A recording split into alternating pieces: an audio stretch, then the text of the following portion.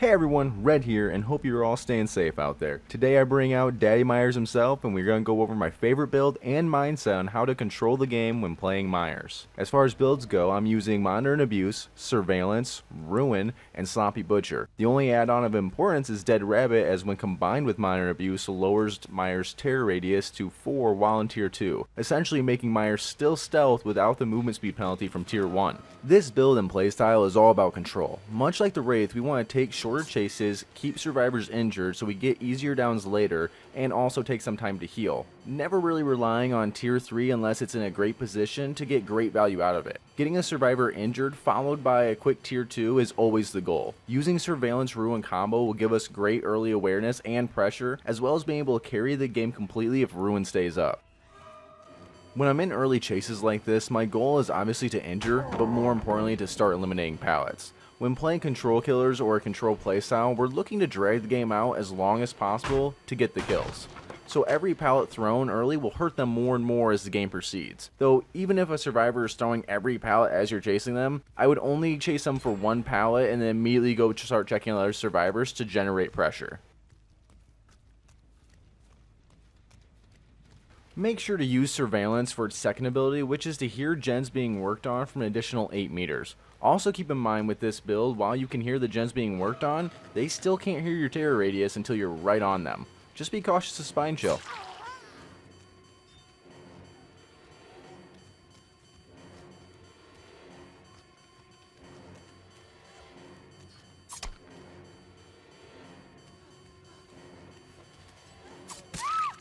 Mikey's knife might look small, but the hitbox is massive in comparison.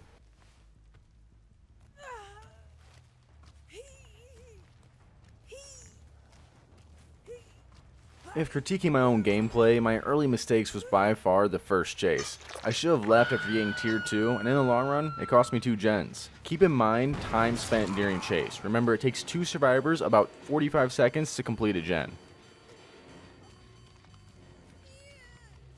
While this build doesn't really rely on Tier 3, it's good to try and have it close to 99 so you can pop it when you need it.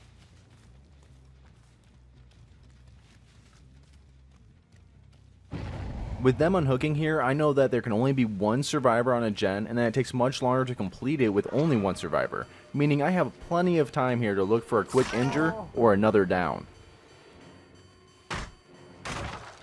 After getting a free hit, make sure to change targets if they are nearby survivors, as they won't have the speed boost and they might be in a caught out position. Try to always be in chase, but never stay in a single chase for too long.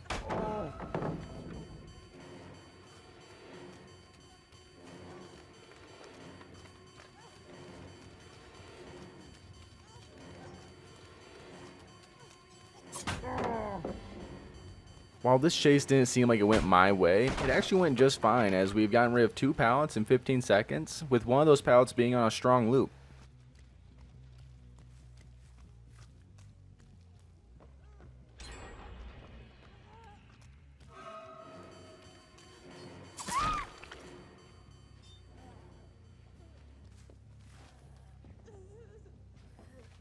As the first few gens pop, the map becomes much smaller. This makes a world of difference as the game proceeds and we begin to ramp up.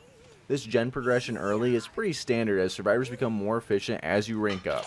Never worry or panic in scenarios like this, as the last few gens take much longer to finish, assuming you don't tilt or dedicate to a survivor who is really good at looping. It's okay to leave them for last.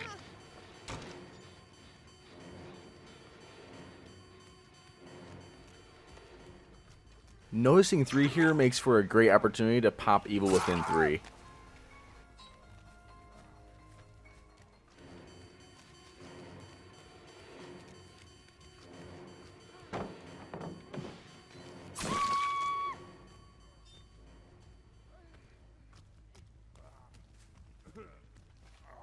And just like that, this game seems like it's taken a 180 and the pressure on the survivors has been turned up by a ton. Myers is one of the few killers who can take a small mistake like that and punish it hard or even snowball for the 4K.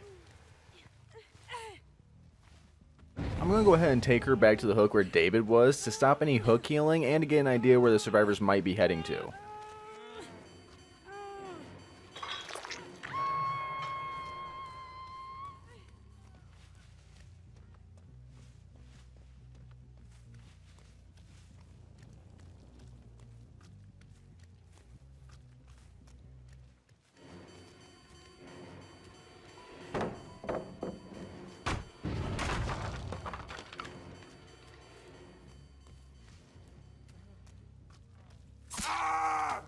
Perks of having an extremely low terror radius is we get to scare Davids like that.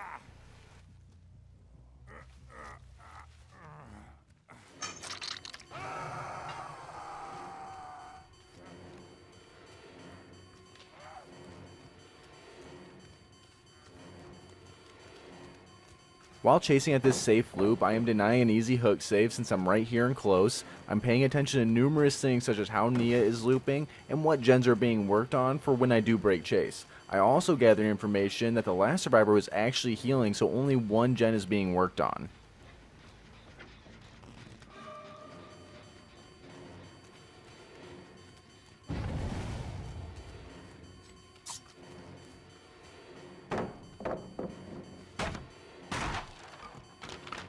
This group of survivors tend to heal a lot, and under the hook. This is where Sloppy Butcher helps as it buys a lot of time to remove more pallets from the map and pressure only 2 survivors instead of 4.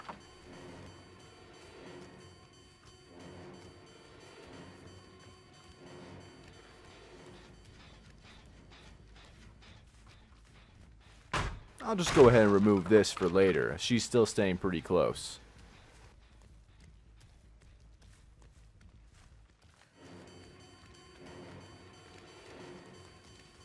I now have effectively removed every pallet loop on this side of the map besides Shack. This can really sway a game in favor of a killer. I make sure not to look directly at the gen I'm going to in order to avoid spine chill if they have it.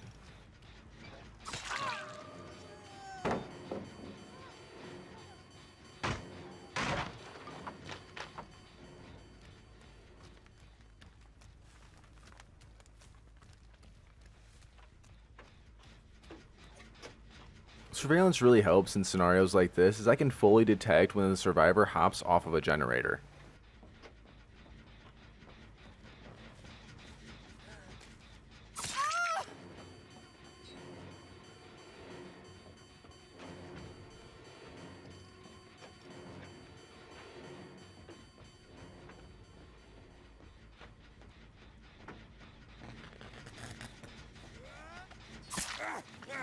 This house is actually really great with stealth killers like Myers, especially with this build, as it's almost always a free hit on whoever is working on the gen in the house.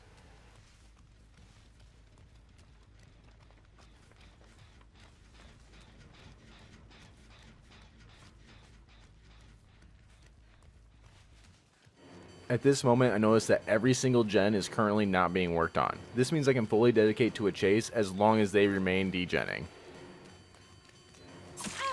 I always like to keep an eye on what's going on, such as if gens have started being worked on again, or if there's an easier target to switch to.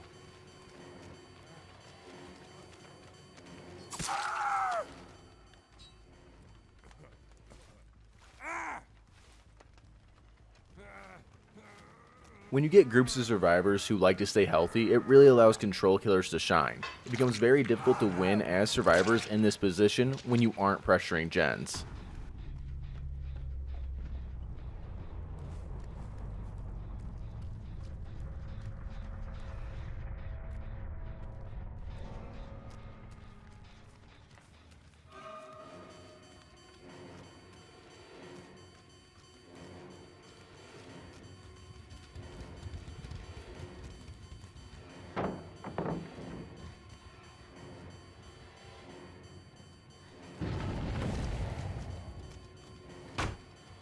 I'm actually breaking the chase here, but I'm going to act as if I'm still following in order to try and fool the survivor above on a gen.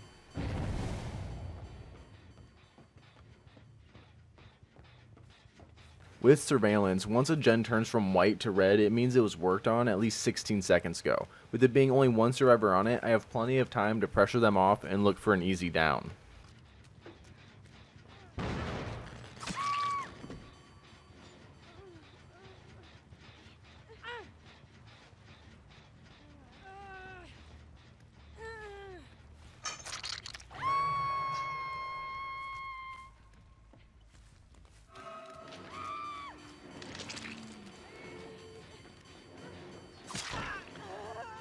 Meg makes a smart play here in her position, as after she's been hit, she doesn't go for the save, which I see a ton of survivors doing, and instead pulls me away to a different direction.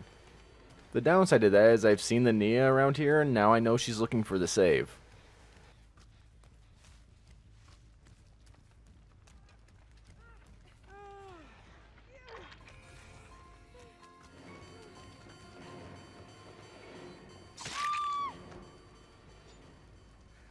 Nia was decent at looping, much like Meg, but no matter how great a survivor is at looping, there's not much they can do when they're out of pallets and out of position.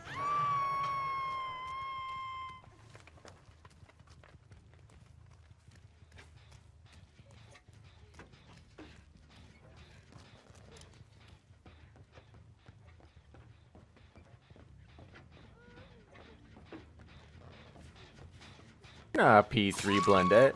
Get out of here.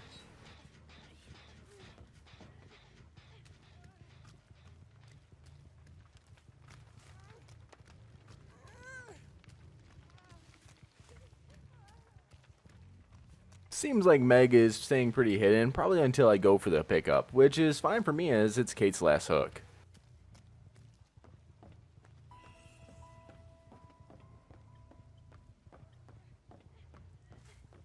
That is one long blood trail. Are you okay?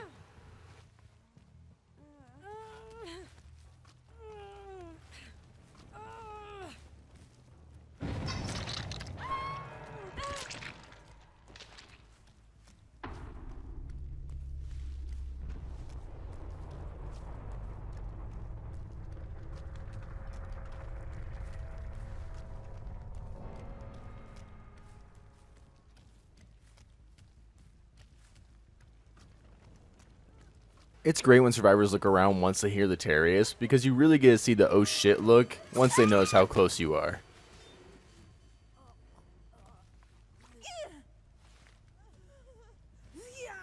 As always, I don't care for the 4th kill, but leave the 3rd person slugged if you want the 4K. I personally find it like a fun little mini game to find the hatch at the end. Some mistakes and general tips to learn from this game are from the early game. Keep chases short and pressure high. When I am super focused, I like to keep a mental timer in my head for about how long I've been on a chase, and cut it from about 15 to 20 seconds during the early game. I extend it as the game goes on. Try and make the most out of surveillance early, as most games Ruin isn't going to last all game and you'll have to kick the gens yourself and it'll feel a little less fluid. Try to prevent as much free healing as possible, as the survivors are healing, you should be getting downs or rid of pallets in the meantime. A free heal can really hurt you in the long run.